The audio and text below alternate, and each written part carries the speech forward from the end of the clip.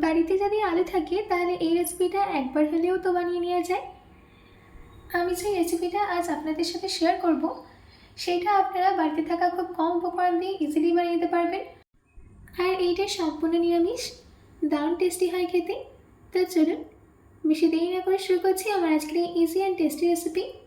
নমস্কার, আমি Pinu, cook with পিনুতে আপনাদের সবাইকে স্বাগত।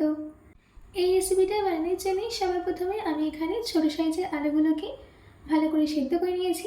এবার আমি এই আলুগুলোর খোসাগুলোকে ছাড়িয়ে নেব। দেখুন, আমাদের এখানে সব আলুর খোসা ছাড়িয়ে নেওয়া হয়ে গেছে।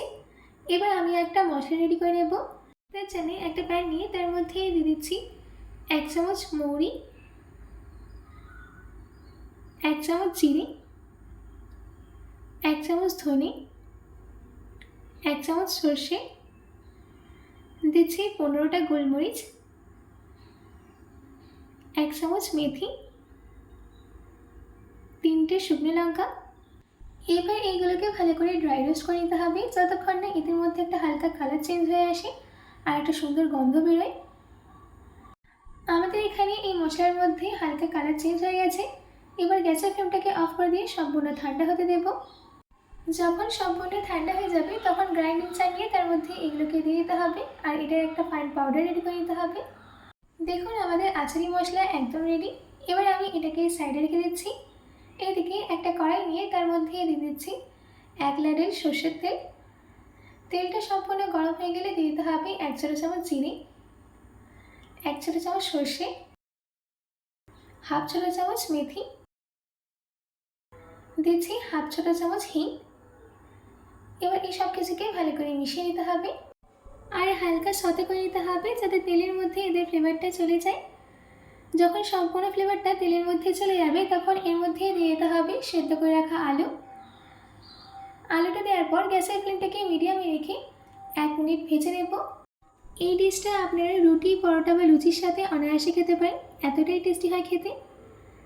আমাদের এখানে আলুটাকে 1 মিনিট ভেজে নেওয়া হয়ে গেছে। এবার আমি এর মধ্যে কিছু বেসিক মশলা অ্যাড করে দেব। দিচ্ছি 1 ছোটো চামচ লঙ্কা গুঁড়ো, 1/2 ছোটো চামচ হলুদ গুঁড়ো, স্বাদ মতো নুন। এবার এই মশলাগুলোকে আলুর সাথে ভালো করে মিশিয়ে নিতে হবে আর গ্যাসের ফ্লেমটাকে মিডিয়ামে রেখে 2 মিনিট রান্না করে নেব।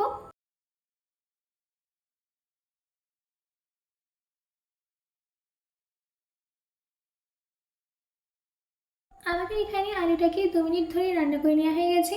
এবার আমি এর মধ্যে যে মশলাটা রেডি করে রেখেছিলাম আমাদের আচারি মশলা, সেইটা দিয়ে দিচ্ছি 4 চামচ।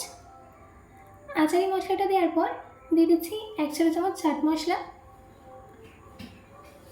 এবার এই সব কিছুকে ভালো করে মিশিয়ে নিতে হবে।